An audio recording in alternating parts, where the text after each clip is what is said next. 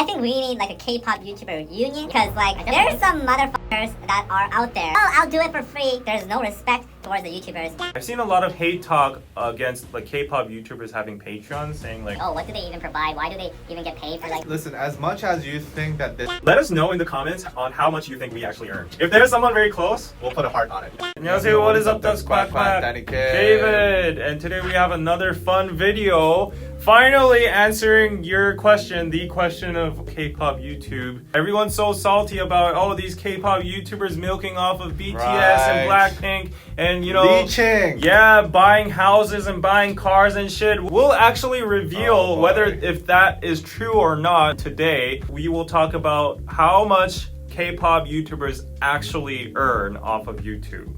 Sort of. This video's information is based on us and also some of the sources that we've heard within our, friends and stuff. If you want to be a K-pop YouTuber, then I think this would be a very, very informational video for you. Right. Or if you want to be a YouTuber in general. So first off, we started our channel as a reaction channel. Let's get this clear. Like 90% of the channels out there are reaction channels. Right. Let's get this clear and out of the way. Reaction channels don't earn anything.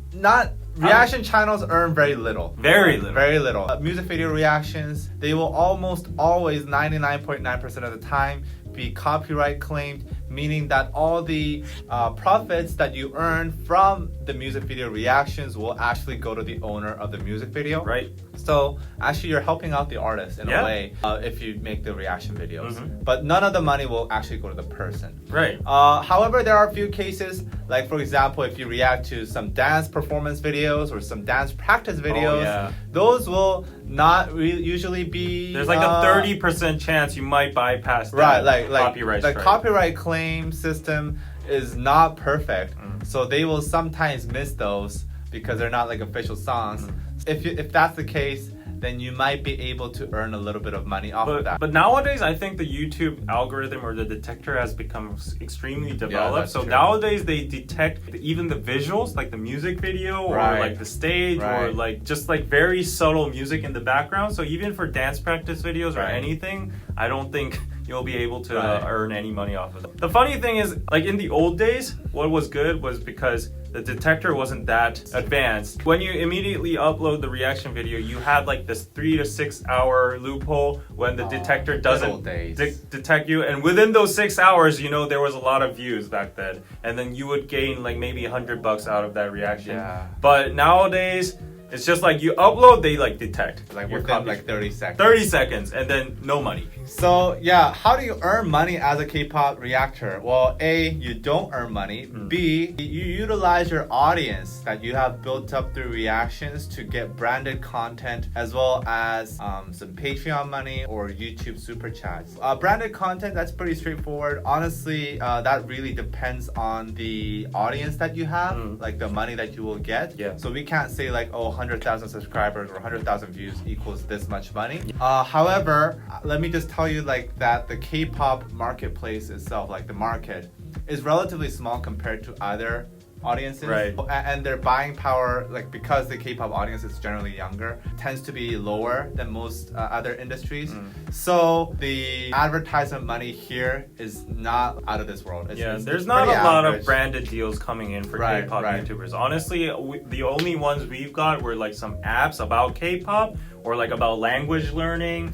Or actually we did a lot of branded content. We're on the good side. Actually, I think we're one of the top branded content creators. Right, but like if you look at other creators, it's mostly like, some knockoff merch sites or we don't do that. That's why we started Naked Soul. We wanted to be our own sponsor. And the worst part is like those branded deals don't even give you that much. When we first did it, it was probably under like $500. They give you like affiliation links. We would not do that anymore. Yeah, but like for K-pop reactors, it's really tough to get legit good branded deals. It's like compared to like beauty creators or tech YouTubers, like they get sponsored by Samsung, LG, Apple. Beauty creators get sponsored by Sephora, whatever, but we get sponsored by knockoff brands. And another part is that if you're a reactor and you build your audience, the most difficult part is actually they don't really give a shit about you. You kind of realize that early on. 90% of the time, they don't give a shit about you. They just want to hear your reaction, and that's about it. Yeah. So like if you upload your, I don't know, some other original form of content, usually those will do terribly. Yeah. You might get like 500k views on a BTS reaction video, but the next day you upload a vlog, it's like 1,000 views. So that's the common rut that a lot of reactors fall into. And also the immediate comment that comes up, the first comment that comes up for the vlog is, can you react to this? They don't even watch. It's like 1 second. That's why I stopped doing reactions. It's like that cycle is very tiring. But yeah, so it's very difficult if you're still in the reaction phase to make money. However, if you're like one of our few friends, YouTubers that are actually successful in reacting to K-pop on YouTube, the name people, we won't drop any names, but we know, you guys know who we're talking about. Then they have Patreons. Yeah. We have a Patreon too, but like Patreon, those things help us a lot. I think those are one of the most stable and biggest income sources for YouTubers, especially K-pop YouTubers. Right. And on those platforms, each creator does their own thing. Right. We do reactions, after show lives, a monthly council. There's a lot of different score perks. chat, a lot of perks. Those things help us continue our career, mostly because we know this month we're gonna make something $1,000. I've seen a lot of hate talk against like K-pop YouTubers having Patreon, saying like, oh, what do they even provide? Why do they even get paid for just like? Don't watch then. Don't subscribe. Like those people who are throwing money to them want to support them genuinely, and maybe they're in a more lucrative situation than you. And so, I mean, they could save a cup of coffee and throw $2 at a K-pop YouTuber. Listen, as much as you think that this requires zero work, at the same time, obviously somebody's valuing that work enough to pay, monthly $2, $5 for it. If there's a market for it, there will be people providing for that market. I don't know why you gotta shade on somebody's work. Right. It's work regardless. You don't have to go out there like drill holes to be work. Also, if you want to know how much we earn off of Patreon, if you go to Patreon, some of the creators might have like numbers of like how many Patrons they have, or actually dollar numbers. Yeah, too. some have dollar numbers too, but like usually what I've seen is like the perks are like $2, $5, $10. Right. If you make a mean average out of that, maybe let's say $5, and you have 1,000 Patrons, that means that person's making probably like $5,000 to like more than that. Yeah, so you can basically know, oh, this person's like making good money out of those numbers. Yeah, but in most cases, we're only talking about like the big YouTubers right now. In most cases, for like smaller K-pop YouTubers, when they have only like 20 Patrons and like the perks are like $2, $5, then in that case, like $100. Yeah, like just David. I only make like less than $100 on Patreon. Like, is that even worth keeping a Patreon for? Patreon, not great at the start, but if you keep at it, that you will get there. We're at like a 1,200 Patreons monthly, so we're pretty in a nice place right now. So now we've covered about like 90% of the K-pop YouTubers, which are reactors. And then there are other like specialized K-pop YouTubers like us that covers news, does unboxing. There's like a lot of K-pop vloggers, I don't know. Other people. Yeah, that gets monetizable content. In that case, we don't use any copyrighted content like music or anything. In those cases, we can get finally AdSense money, like from Google, YouTube. However, you gotta understand once again, K-pop audience demographic. This is not us saying it. It's YouTube saying like it's not that lucrative. The ad money in K-pop in general is not that great compared to other fields. So AdSense money, I would say, is not great for K-pop YouTubers. If we have like 100,000 views, this is totally dependent on your audience. So and it the might video be different. itself. But it would usually get about $200 to $300 for 100,000 views, maybe. No. Okay, sometimes $100. 100 would be accurate. Generally, it's not great. It's also, not enough to make. Also, it has to be over 10 minutes to get that. Right. Yeah, if it's a shorter video than that, you won't even get $100 for a 100K video. You'll get probably 20. So can we disclose this? For DK News, which is staple series, we spend a lot of time. We spend money because we have an editor. You spend the whole day for it. Exactly. On average, that gets about 100,000 views, and just AdSense alone, that usually gets us about $200. If it's well, 300. Like sometimes there are anomalies. Sometimes there's like a CPM spike for some reason. Right. You get like a couple hundred more. Right. But usually we're in the red. Yeah. We're not making profit out of that. However, what we do is like we gather an audience from series like those, and then we build that audience. We build that connection with you guys, and then brands will become interested in tapping into that audience,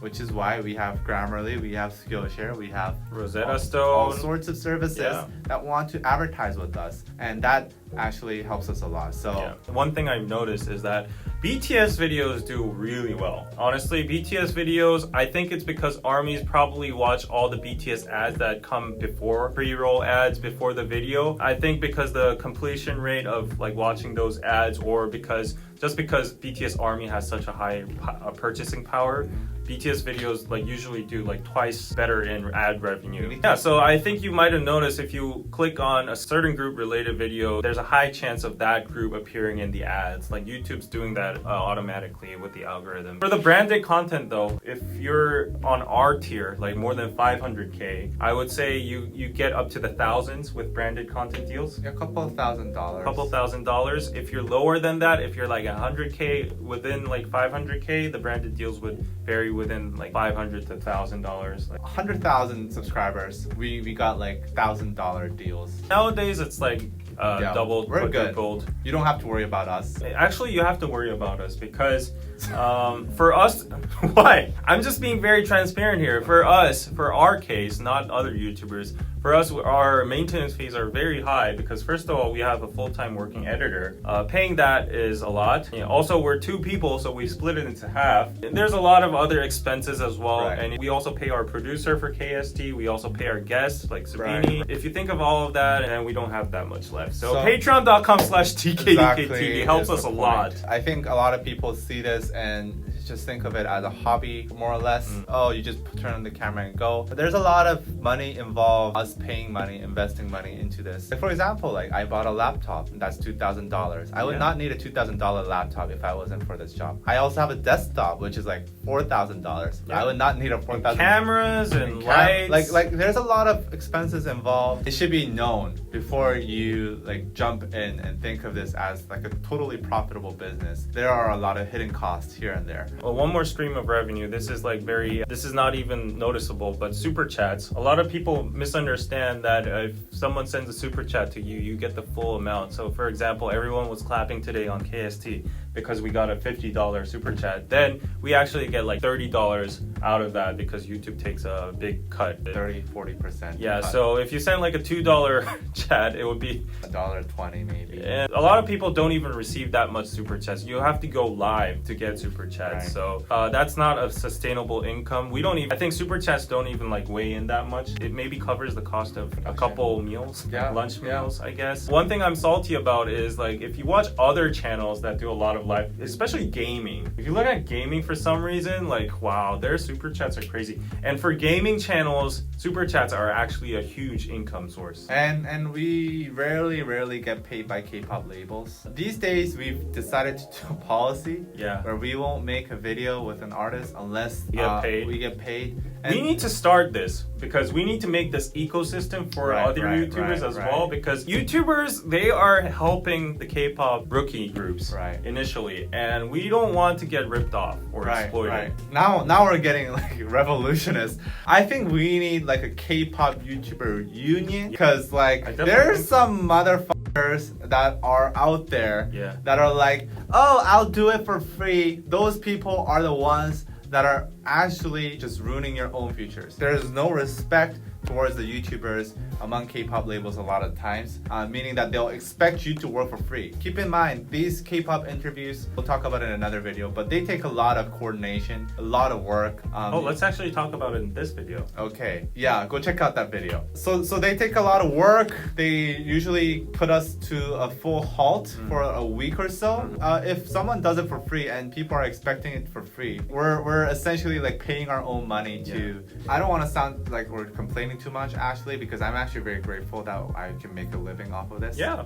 This is a much more fun job. One good thing about being a K-pop influencer is like it applies to any kind of influencer job, but once you get the following, the influence, you can also branch out to like freelance jobs, leverage your influence from. Like for example, we can go to KCON, we can have like gigs, we can be invited by like creator academies and one-off gigs. Sometimes they pay really well. Yeah, they pay our expenses for a whole month or something. Like a rich brand will pay outrageous amounts of money to have you speak for 10 minutes. Like honestly, like even though we say there's not a lot of money into this, I think like let's get that clear. There's not a lot of money. We're very lucky, very, very lucky. Right place, right time to be where we are. 99% of the people that started with us are gone now. If you want to come to this level of making a living off of YouTube, I think you'd have to be very lucky and with the right content. Actually, like more than lucky, like I want to give some credit to ourselves, because like one of the reasons those people are gone is because like it or not, if you want to continue YouTube, money is a motive and it is a source that keeps you going on. Excluding the whole love for K-pop and stuff. But if you don't earn anything from reactions, you just can't sustain yourself. So I think for K-pop creators, they need to constantly try to diversify their stream of revenue into like gigs, Patreon, AdSense, branded content, everything else. So yeah, we tried to do that, and I think our strategy kind of worked over time. Currently, I would say our ratio of earnings would be, I think 50% branded content, 20% AdSense, 20% Patreon, 10% is like the leftover, I guess, gigs. Here and there stuff. Yeah, but for other K-pop YouTubers like reactors, I would say like Patreon would be like 90%. And that is not a good revenue model. Diversify your income. So there you go. If you want to be a K-pop YouTuber, hope this video helped you guys. There you go. Go on, make some videos, see what happens. Try to calculate how much some creator makes. Let us know in the comments on how much you think we actually earn. If there's someone very close, we'll put a heart on it. And also put some guesses down in the comments on who you think is the richest K-pop YouTuber out there. Put down your guesses. I think it's gonna be fun. Yeah, who's getting all that cash, coin? Well, you guys know the car that I drive. So that was the secret revealed about K-pop YouTubers, how much they earn actually. So yeah. No, we don't drive Ferraris. Yeah, conclusion, patreon.com/DKDKTV. Please support us. It only takes a cup of coffee a month to help us go on living.